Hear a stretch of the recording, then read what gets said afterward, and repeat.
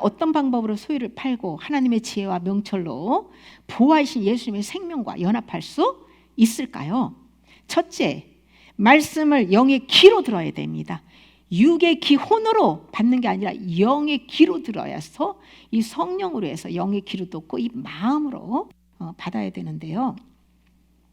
열왕기상 3장 4절에서 12절에 보시면 솔로몬이 기브온 산당에서 1,000번제를 드렸습니다. 번제는 죄 용서를 받는 것과 그 온전한 헌신을 의미해요. 자신의 모든 걸 아낌없이 바치고 헌신할 때 그것도 번제를 드리거든요. 중요한 것은 하나님께 번제를 드리듯이 내가 주님과 함께 죽고 나를 온전히 바칠 때 하나님께서 축복하신다는 거예요. 하나님께서 그 솔로몬이 1,000번제를 드리고 났을 때 꿈에 나타나셨죠. 내가 내게 무엇을 줄고 너는 구하라고 하셨어요. 그때 솔로몬이 종은 작은 아이라 누가 주의 이 많은 백성을 재판할 수 있사오리까? 듣는 마음을 종에게 주사 주의 백성을 재판하여 선악을 분별하게 하옵소서라고 그렇게 구했습니다. 번제를 드린 솔로몬이 작은 아이라고 고백한 것을 볼 때에 자신을 번제로 드린 자들에게는 겸손의 은혜가 부어진다는 것을 우리는 또 깨달을 수 있습니다. 이 번제단은 십자가를 상징하는데요. 짐승을 번제물로 바치는 것은 자신이 십자가에 완전히 죽는 것을 의미해요. 그래서 십자가의 죽음보다 더 겸손한 것은 없어요. 최고 겸손한 사람은 십자가에 죽을 거예요. 그러니까 내가 죽었으면 겸손하고 죽지 않았으면 교만한 거예요. 하나님께서 자기를 위하여 장수, 부, 원수를 갚아달라는 것을 구하지 않고 오직 송사를 듣고 분별하는 지혜를 구한 것을 하나님이 기뻐하셨어요. 그러므로 솔로몬의 말대로 지혜롭고 총명한 마음을 주고 덤으로 구하지 아니한 부귀와 영광도 주셨습니다. 그러니까 주님의 듣는 마음, 지혜, 병철, 총명, 예수 그리스도 자체를 구하면 나머지에 우리의 필요한 것들은 하나님께서 덤으로 다 축복해 주신다는 것을 우리는 또 깨달을 수 있는 것이죠. 여기서 솔로몬이 듣는 마음을 구했을 때 하나님께서 분별하는 지혜를 구했다고 말씀하시거든요. 지혜는 하나님으로부터 오는 것이에요. 지혜는 하나님께 묻고 하나님의 음성을 듣고 선악을 분별해 악을 멀리하고 선을 행하는 것입니다. 하나님의 음성을 듣기 위해서는 성경 66권 안으로 들어가야 됩니다. 세상 어디에서도 예수 그리스도의 지혜와 명철을 발견할 수 없다는 것이죠. 오직 하나님의 말씀 안으로 들어가서 성령님께 묻고 가르침을 받아야만 하나님의 지혜와 명철과 총명을 받을 수 있습니다. 둘째, 하나님의 지혜와 명철을 얻기 위해서는 주야로 성경을 소리내서 읽고 마음에 새기고 믿음의 반응을 해야 합니다. 시편 119편 99절에서 100절 내가 주의 증거들을 늘 읊조림으로 나의 명철함이 나의 모든 스승보다 나으며 주의 법도들을 지킴으로 나의 명철함이 노인보다 나으니이다. 아멘. 그냥 영적으로 성장해 장성해서 노인이 돼서 백발이 되는 거는요 굉장히 더 지혜와 명철하고 아주 영이 더 그냥 성화되고 아름다운 그리스도의 모습으로 변화되는 거예요. 성경에서 말씀하는 것은 그런 이 사람의 그 노인을 통해서도 교훈해 주는데 그 노인보다도 더 명철했던 것은요 다윗은 어떻게 해서 그렇게 명철해졌냐면 주님의 말씀을 읊조림으로 주야로 더 말씀을 하가 읊조렸다는 거예요. 늘 진리의 말씀을 입에서 떠나지 않겠다는 거죠. 말씀을 읊조리듯이 말씀을 선포하고 마음에 심을 때 명철해서 진리를 바르게 깨닫고 지혜롭게 행할 수 있다는 것입니다. 하나님의 말씀으로 지혜롭게 된 다윗은 고관들이 거짓으로 핍박하여도 얼마나 많이 핍박을 받았겠어요, 다윗이. 그런데도 그 자신의 마음은 악에서 떠나가지고 하나님의 말씀만 경외했다고 고백해요.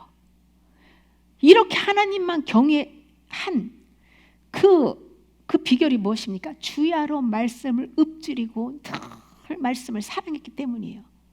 그래서 그의 소유는요, 주의 법들을 지킬 것이다 라고 고백하는 거예요.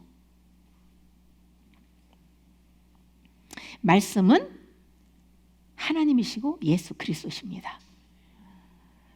우리는 주야로 말씀을 소리내서 읽으면서 회개하는 가운데 하나님의 지혜를 구해야 돼요. 저는요, 과거에 사실 지혜가 무슨 뜻인지 정확히 알지도 못하고 그냥 기도할 때마다 빼놓지 않고 지혜 달라고 그랬어요. 그리고 뭐 육신의 것들은 제가 그렇게 매달리면서 구한 것이 별로 없었던 것 같아요. 그리고 말씀을, 성경 66권 말씀만 좀 붙잡고 수십 년을 말씀을 소리내서 그렇게 이제 읽으면서 이 자리까지 왔는데요. 제가 나중에 하나님께서 저의 영의 눈을 여시고 나서 제가 그 계시의 지혜와 계시의 영이 부어지고 나서 깨달은 것이, 나는 아무것도 모르고 그냥 지혜만 구했는데 그것이 후에 또 그렇게 응답이 되었구나라는 것을 제가 또 깨달았거든요. 우리는 썩어 없어질 육신의 것을 구하지 말고 하나님의 지혜를 구해야 됩니다. 지혜는 성경 66권 안에 감춰져 있습니다. 야고보서 1장 15절, 너희 중에 누구든지 지혜가 부족하거든 모든 사람에게 후히 주시고 꾸짖지 아니하시는 하나님께 구하라, 그리하면 주시리라. 아멘. 우리가 지혜를 열심히 구하는 기도를 하면서 성경 말씀을 소리내서 먹지 않는다면 지혜가 올까요, 안 올까요? 기도는 밤낮으로 열심히 하는데 성경을 한 장도 안 읽어요. 지혜 주세요, 지혜 주세요 하면 지혜 못 받습니다. 말씀으로 기도 삼고 말씀을 주야로 읊조리고 말씀 붙잡고 기도할 때 지혜가 주어지는 거예요. 성경의 감동으로 기록한 이 로고스를 소리내서 읽을 때 생명력이 또 이곳에 우리의 입을 통해서 흘러가면서 레마로 우리가 받고 또 죄를 회개하면서 감춰진 그 보화를 발견하게 되고 그 말씀을 믿고 반응할 때 지혜를 받게 됩니다. 하나님의 지혜는 예수 그리스도 안에 감춰져 있기 때문에 찾는 수고를 해야 돼요.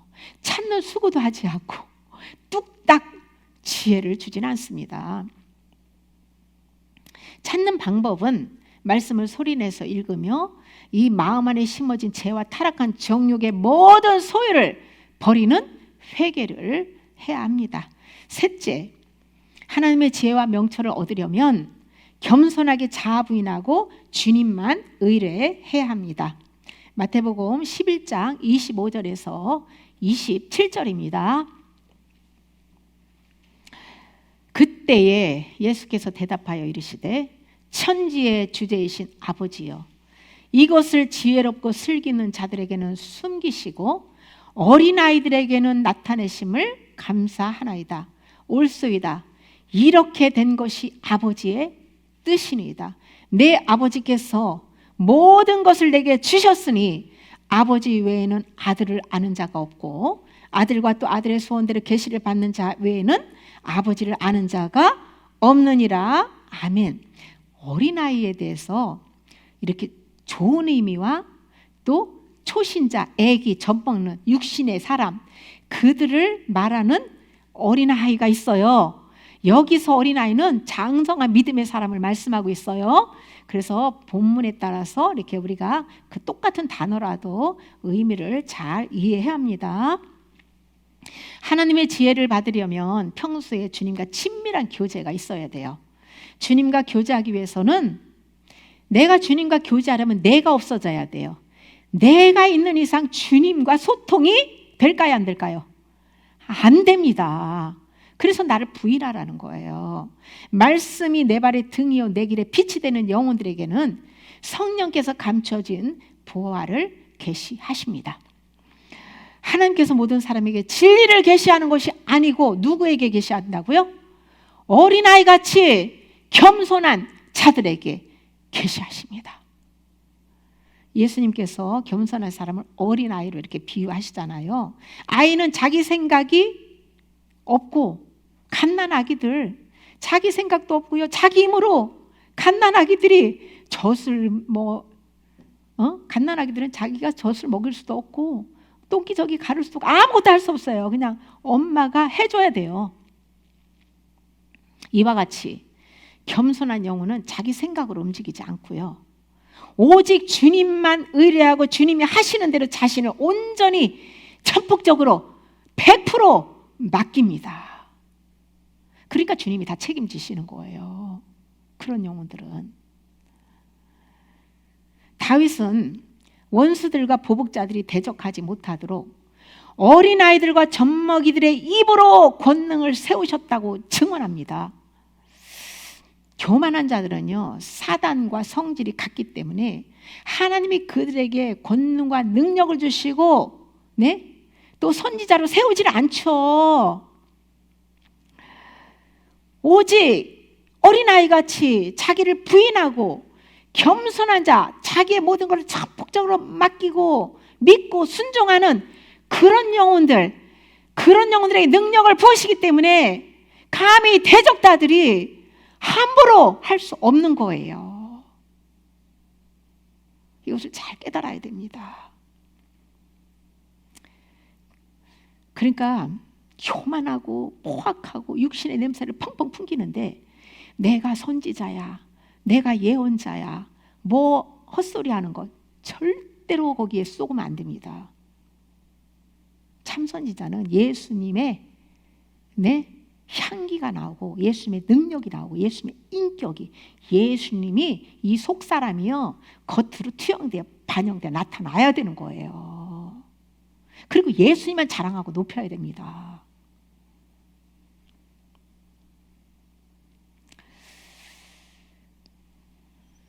믿음이 성장할수록 자아는 사라지고 어린아이같이 겸손하게 주님만 바라다보고 순종합니다. 겸손은 죄와 정욕의 소유를 버린 만큼 주어집니다. 모든 소유는 하루아침에 버릴 수가 없기 때문에 그래서 어떻게 하라고요? 날마다 자기를 부인하고 자기 십자가 지고 성령님의 가르침을 받아야 되는 거예요. 그리고 나의 모든 주권을 하나님께 이양하면 됩니다. 나는 아이와 같아서 아무것도 할 수 없다는 것을 인정하고 하나님만 바라다보고 의뢰해야 합니다. 그런 겸손한 자에게 지혜를 주시고 그들의 마음이 명철하다는 거예요. 에베소 1장 17절에서 18절에 보시면 바울은 하나님께서 지혜와 계시의 영을 주어서 눈을 밝게 하여 하나님을 알게 하신다고 증언합니다. 성령님께서 하나님의 지혜와 계시를 주시면 영의 눈이 밝아져서 하나님을 지식으로 아는 게 아니라 경험을 통해서 알게 된다는 거예요. 마음에 살아있는 말씀이 없는 사람들에게는 지혜와 계시의 영을 부어줄 수가 없습니다. 날마다 말씀을 소리내서 읽고 회개하는 가운데 하나님의 지혜와 계시의 영을 부어달라고 우리는 기도해야 합니다.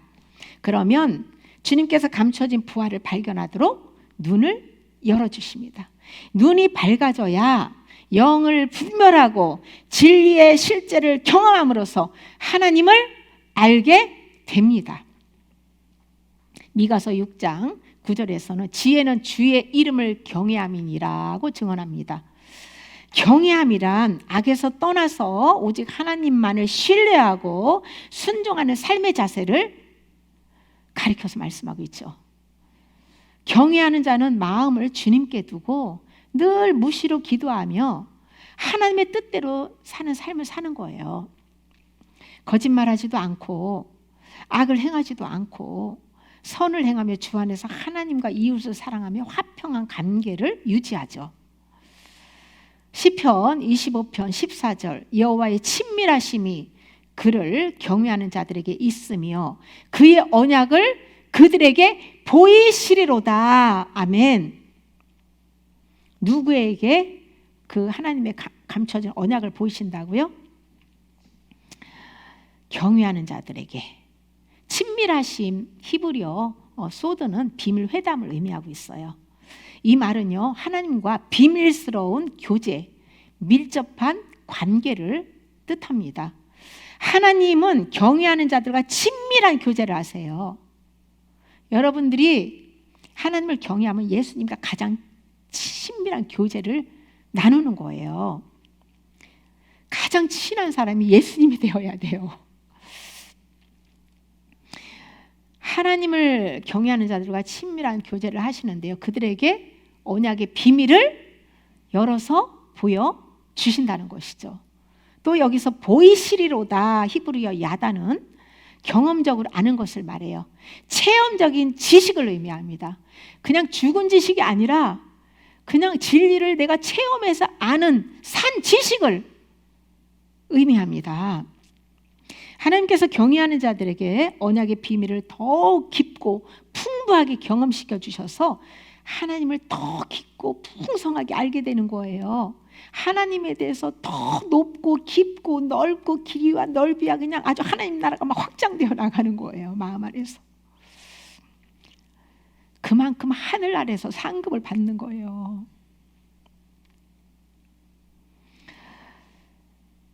하나님을 경외하지 않는 사람들은 하나님과 친밀하게 인격적인 교제를 할 수가 없습니다. 성경 속에 감춰진 비밀을 깨달아 알 수도 없습니다. 진리의 실제를 경험할 수도 없습니다. 하나님을 경외하는 자들이 마음이 겸손하고 명철하여 하나님을 경험적으로 알게 된다는 것이죠.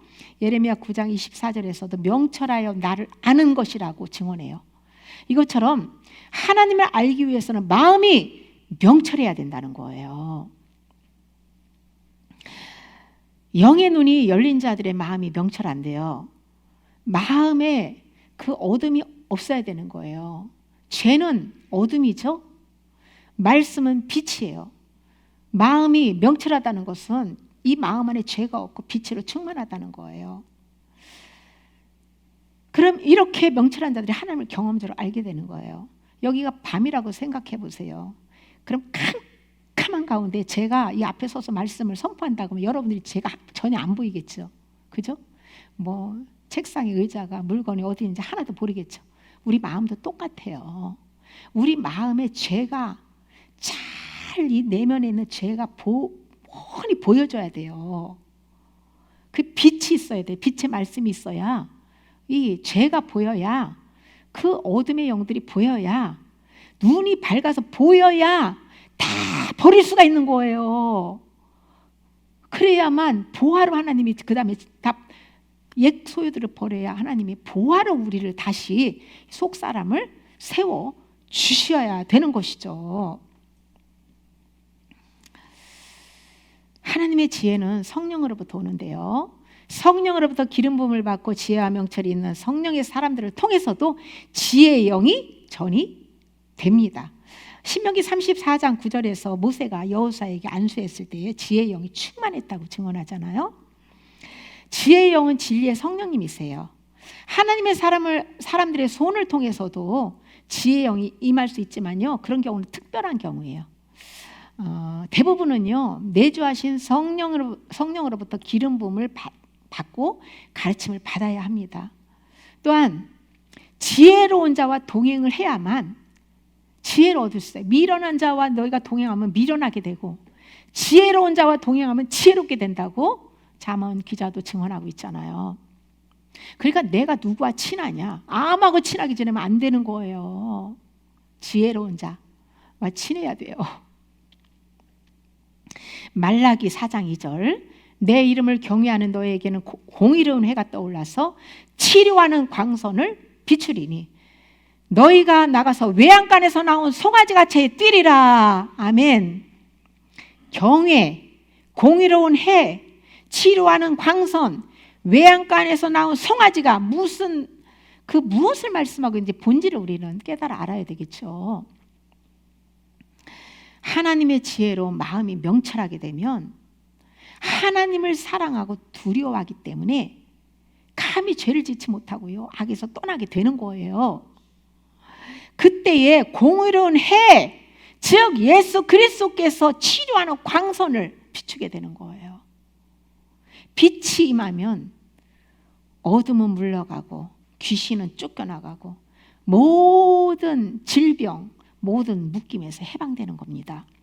그러면 외양간에 갇혀서 답답하게 있던 송아지가 밖으로 뛰어나와서 그냥 자유롭게 뛰어놀듯이 우리 영혼도 답답한 모든 문제에서 자유와 해방을 경험하고 진리 안에서 참 기쁨을, 평강을 누리는 삶을 살게 되는 것이죠. 말씀으로 속사람이 치유되면 겉사람도 치유와 변화의 열매가 나타납니다. 영육의 치유와 아름다운 열매를 맺기 위해서는 먼저 하나님을 경외해야 합니다. 하나님께서 경외하는 법을 배우라고 하셨어요. 그 배운 것을 실천하기 위해서는 하나님의 지혜가 필요한 것이죠. 하나님께서 우리에게도 늘 말씀, 성경 66권 전체를 우리가 골고루 읽어가면서 말씀 소리로 정해놓고 꾸준히 우리가 말씀 소리로 회개를 하고 있거든요. 그리고 하나님께서 또 몇 년 됐죠. 또 여호와 하나님을 경외하는 법을 너희가 배우라고 하면서 그 성경 제비를 또 만들라고 하셔가지고 제가 한 몇 년에 걸쳐서 그 동전 그 1원짜리 만화케 해가지고 그 성경 66권의 전체에 경외를 할 수 있는 모든 내용의 말씀을 다 뽑아가지고 그렇게 해서 한 6,000개 돼요. 그렇게 제비를 만들어서 우리가 또 아침 저녁에 그걸 또 뽑아가지고 하나님의 메시지를 또 들어요. 얼마나 유익한지 몰라요. 정말 기가 막히게 말씀하셔요, 하나님께서.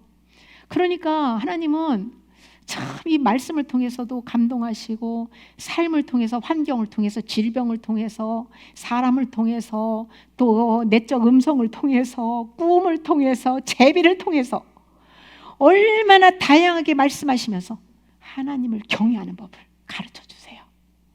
놀랍죠? 이건 경험해 본 사람만 아는 거예요. 말라기야 3장 16절에 보시면 하나님께서 경외하는 자와 그 이름을 존중히 여기는 자의 언행에 대해서 상급을 주기 위해서 기념책에 기록하셨다고 증언합니다. 하나님께서 우리의 생각과 언어와 행실 모든 것은 전부 생명록에 이 시간도 다 천사들이 다 기록해서 다 보고 하나님께 보고하고 다 생명록에 기록된다는 사실이죠. 그래서 하나님께서 심판대에서 하나님 앞에 섰을 때 상과 벌을 다 그에 따라서 하나님께서 주시는데요. 하나님께 상을 받기 위해서는 주님을 경외하고 그분의 이름을 존중히 여기에 한다는 거예요. 죄를 미워하고 선을 행하며 진리 안에서 아가페 사랑으로 이웃을 사랑해야 되는 거예요. 인간적인 사랑은 하나님께 인정받지 못해요. 아가페 사랑으로 해야 돼. 예수님의 사랑. 잠언 22장 4절 겸손과 여호와를 경외함의 보상은 재물과 영광과 생명이니라. 아멘. 여기서 재물은 이 땅에서 잠시 누리다가 썩어 없어질 것들이 아니고 영원한 재물, 즉 상급입니다. 겸손은 십자가에 죽는 것이고 자기의 권리를 포기하는 것입니다. 주님을 위해서 자신의 몸과 마음을 바친 겸손한 자들이 여호와를 경외함으로 가장 큰 상급을 받게 됩니다. 하나님의 지혜를 받고 하나님을 경외하는 삶은 마음과 뜻과 정성과 힘을 다하여 하나님을 사랑하고 주님의 사랑을 이웃에게 흘려 보내는 것입니다. 십계명과 성경 전체 말씀의 본질을 성령으로부터 가르침받고 그 말씀을 마음과 생각에 기록하여서 성령으로 살아가게 하십니다. 내가 죽고 예수 그리스도의 부활 생명으로 살아야만 하나님의 지혜와 명철과 총명을 얻고 영혼의 참 만족을 얻게 되는 거예요. 이렇게 돼야 결핍 1도 없는 거예요. 우리는 예수 그리스도 한 분으로 만족할 수 있어야 됩니다. 예수 그리스도는 어제나 오늘이나 영원토록 변함이 없으시고 언제나 동일하세요. 세상 만사가 다 변해도 오직 변하지 않는 것은 진리뿐입니다. 그러므로 우리가 사수해야 할 것은 오직 하나님의 말씀입니다. 성경을 사랑하고 그 말씀 안에 있는 값진 부활을 찾기 위해서 주야로 성경을 늘 읊조리며 드러내준 제마다 회개합시다.